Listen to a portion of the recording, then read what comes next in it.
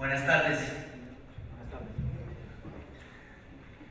Vamos a arrancar con un contexto un poco de dónde queremos partir del tema de la responsabilidad social empresarial en Colombia, para luego aterrizar en un modelo en el que estamos trabajando y queremos poner hoy a consideración de todos ustedes.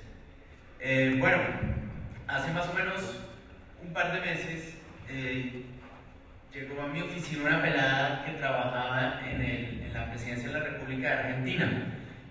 Terminó en Colombia porque somos líderes en el tema de responsabilidad social y vino a escribir un libro acerca de lo que estamos haciendo acá.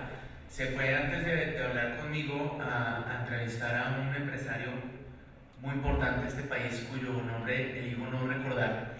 Y cuando le preguntó qué entendía él por responsabilidad social empresarial en estos momentos, la respuesta fue: en tiempos de crisis no vamos a regalar plata. Hombre, pues me hace pensar mucho, ¿no? Como eso es lo que estamos entendiendo un poquito, es como la responsabilidad puede volverse a regalar plata. Hace 2 siglos, el señor Carnegie, de Carnegie Hall, escribió un ensayo acerca de la filantropía. Decía que la filantropía trataba 7 puntos: construir universidades, iglesias, parques, piscinas públicas, lugares para entretenimiento, bibliotecas y sitios de investigación.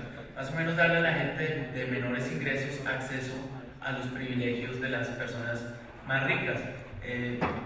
Esto pasó hace 2 siglos, estamos evolucionando un poquito y la responsabilidad social tiene que ir bastante más allá de la filantropía. Pensemos en su empresa como un árbol, ¿no? Que cuando crece, cuando está fuerte, cuando está frondoso, entonces cuando estamos con las vacas gordas podemos darnos el lujo de tener estas florecitas que son la responsabilidad social empresarial. Como nos está yendo bien, como estamos ganando mucho dinero, entonces tenemos iglesias, universidades, regalamos mercados, etcétera, etcétera, etcétera. ¿Qué pasa en la crisis?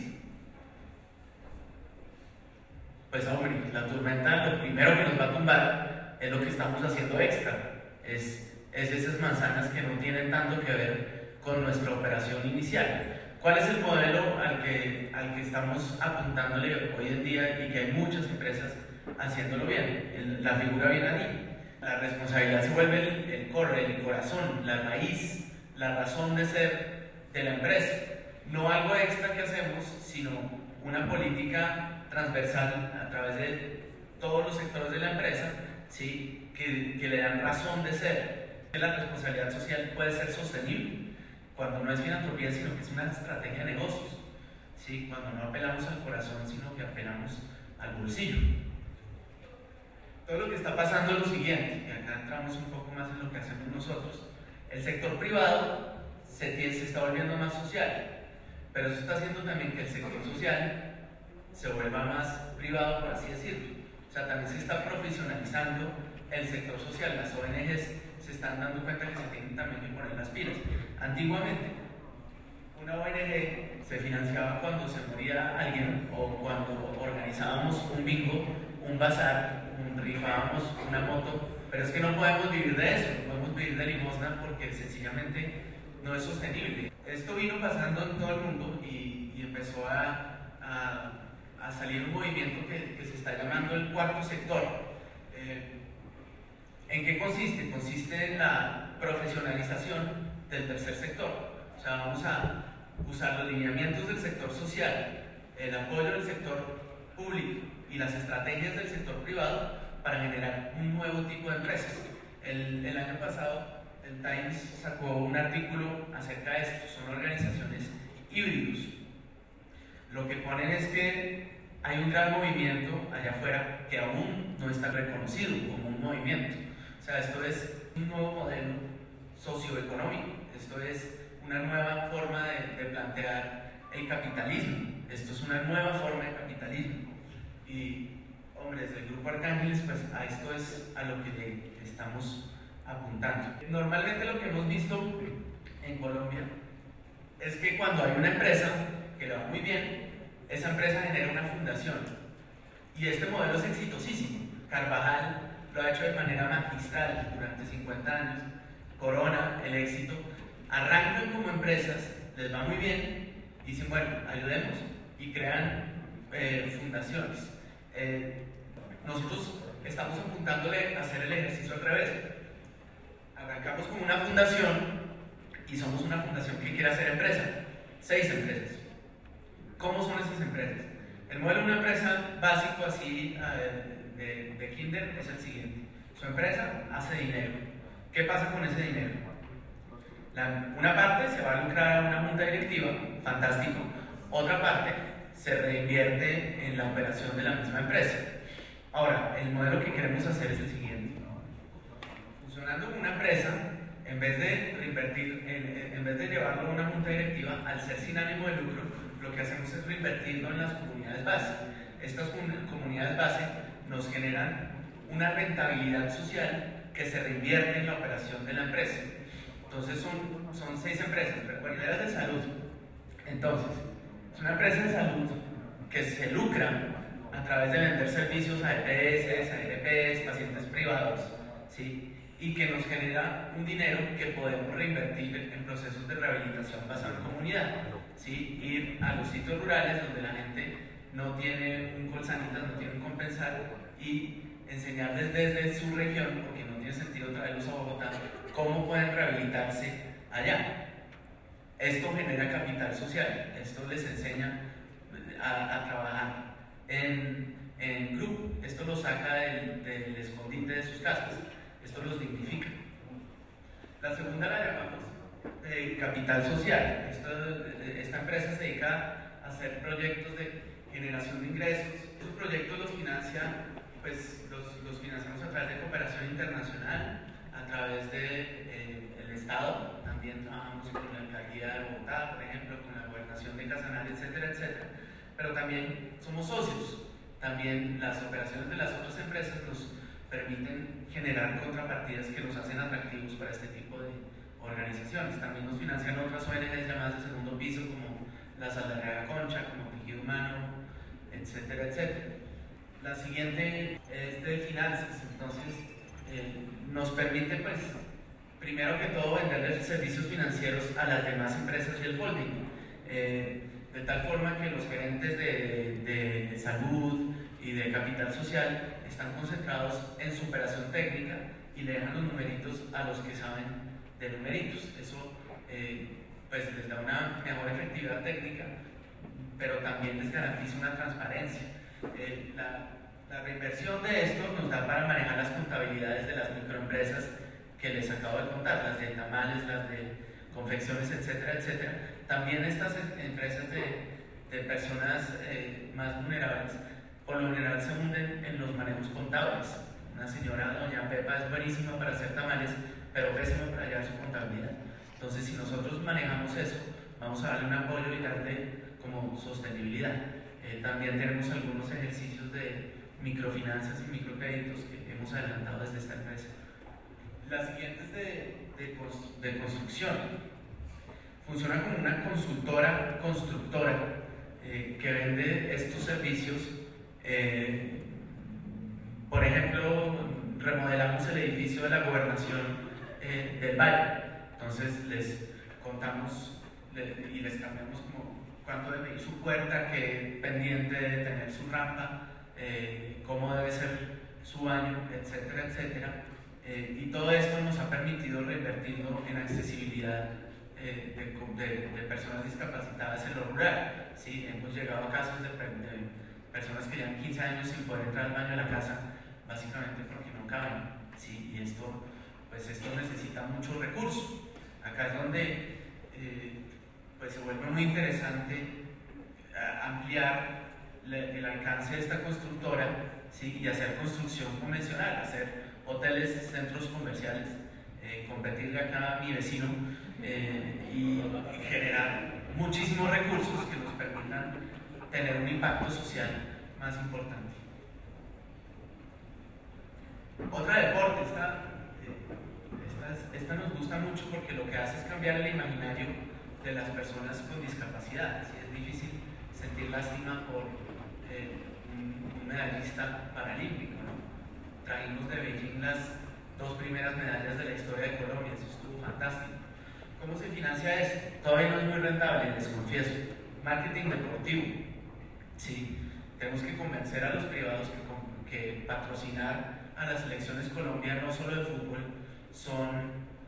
es rentable, es muy buena publicidad. Esta empresa busca desarrollar deportes paralímpicos que no se practican en Colombia. Existen 20 en el panorama internacional y en Colombia practicamos 11. La siguiente es una empresa de comunicaciones. Tiene un portafolio de servicios como cualquier otra empresa de comunicaciones, publicitarios, audiovisuales, etcétera, etcétera. Por ejemplo, le vendimos un video de la experiencia en China de nuestros muchachos paralímpicos a Cine Colombia. Esto va a estar en teatros por ahí unos 3 meses cuando terminemos de editar. Esto nos puede generar algunos recursos que vamos a invertir en las comunicaciones de las otras empresas del holding. ¿Por qué le metemos tanta caña a esto? Porque esto es una empresa y no una oficina dentro de las otras empresas. Básicamente porque el problema es cultural, el problema de las comunidades vulnerables de la discapacidad es de cultura, es de percepción. Es que cada vez que vemos algo de esto, son unos niños con barro en la cara, babas, y así, unas imágenes terribles que uno se pone a llorar. Por eso le metemos mucha caña como a tener unas buenos productos de comunicación para cambiar estos imaginarios. Entonces, estos en generales, está el holding arriba, están las 6 empresas, todas con un común denominador, que es una misma visión, es inclusión. ¿Qué tipo de inclusión? Inclusión sostenible. Una vez más, no queremos hacer bazares, ni rifar motos, ni nada de esas cosas, sino generar buenos negocios, buscar socios más que donantes. Esto implica, esto de hacer un mundo inclusivo y sostenible, implica hacer un cambio de cultura, que esto es complicadísimo. Estuvimos revisando esto con mucha atención antes de metérnosle y encontramos ejemplos de otros cambios culturales, otros movimientos civiles que han logrado cambios culturales. Y para finalizar les quiero hacer un paralelo entre estas dos cosas para que pues ilustremos de una manera más clara cuál es la ruta que tenemos para el trabajo de nuestros próximos 50 años. Es un cambio cultural. El caso que escogimos fue el caso de los afroamericanos en Estados Unidos. En el año 54 Rosa Parks se montó en un bus y la sociedad le dijo que los buses no eran accesibles para ella por su raza. Entonces digamos que esto en el año 54, pónganle un poquito de cuidado a los años que les voy a dar. Esto en el año 54, entonces ya se empieza a generar un movimiento y todos dicen tenemos un problema en común, estamos de acuerdo en cuál es el problema. 10 años después sale el Civil Rights Act, 10 años después de estar estas personas como al tanto de que tienen un problema y que es un problema grave. Ahora, esto significa que el Congreso tenía un papel más, no significa que en el año 65 ya va a haber un cambio, ¿sí? Desafortunadamente las leyes son papeles y para aplicar esos papeles en la realidad hay que hacer muchísimo activismo.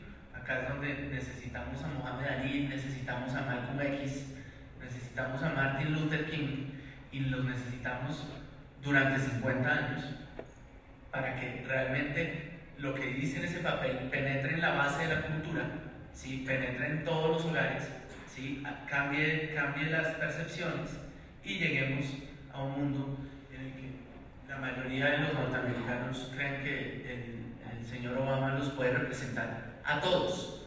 Ahora, ¿significa que se acabó el problema? No, sin duda hay racismo todavía, pero pienso que es una minoría. O sea, ya el imaginario cambió en la generalidad de la sociedad. Ahora llegamos al problema de la discapacidad.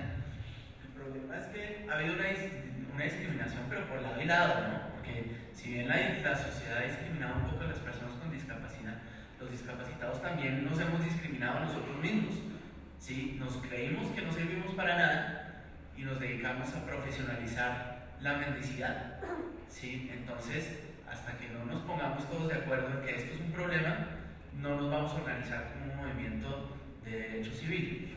Legislación.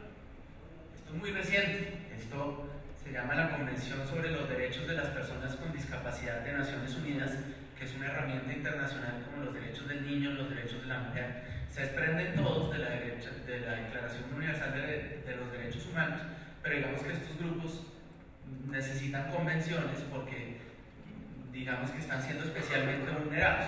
¿Qué tiene de nuevo la convención? ¿Por qué es diferente? Lo que está haciendo es cambiar la definición de la discapacidad.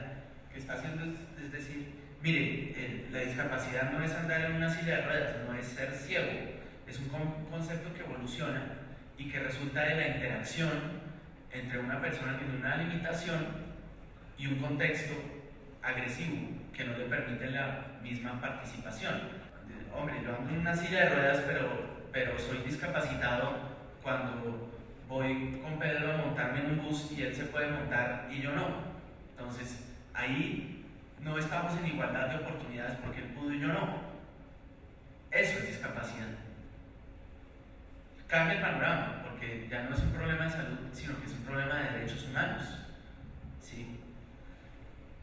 Activismo, pues para mí activista es cualquier discapacitado que vive desde el paradigma de los derechos, que se levanta por las mañanas y vive su vida y le parece que su dignidad es una prioridad y no algo ahí como que de pronto sí se puede. Tiempo, no sé cuánto, pero seguro que con foros como este va a ser menos. Solución, pues hombre, me encantaría dejarle a mis hijos un mundo en el que esta foto de una universidad en el año 57 que no es accesible cause la misma sensación que esta foto, que es una universidad que está en Bogotá y que no es accesible hoy. Que esta foto, que segrega a los blanquitos por un lado y a los negritos por otro lado, nos dé la misma sensación que esta foto, donde compiten los de a pie por un lado y los discapacitados por otro lado. Que esta foto, hombre, que a mí me impresiona mucho porque yo pienso que el personaje que puso una pila de agua para que solo tomen agua personas negras era un buen hombre. O sea, eso parte de un corazón noble, ¿no? Dice, hombre, está haciendo un sol terrible y estos manes trabajando todo el día acá, pongámosle la sed. Él no es el malo, ella tampoco es la mala, ¿no? Normalmente una persona negra hoy en día no iría como sumisamente a tomar agua ahí, sino que estaría, y seguro con la ayuda de todos nosotros, echándole piedra a ese establecimiento. No, ella tampoco es la mala ahí. El malo es la cultura, el malo ahí es el contexto, el malo ahí es todos los factores de esa sociedad que permitieron que algo así pasara. Colored only, es casi como parking only. Esto lo vemos y de hecho nos sentimos bien. Pero bueno, pues a eso es lo que le estamos apuntando. Yo con eso termino mi presentación. Muchas gracias.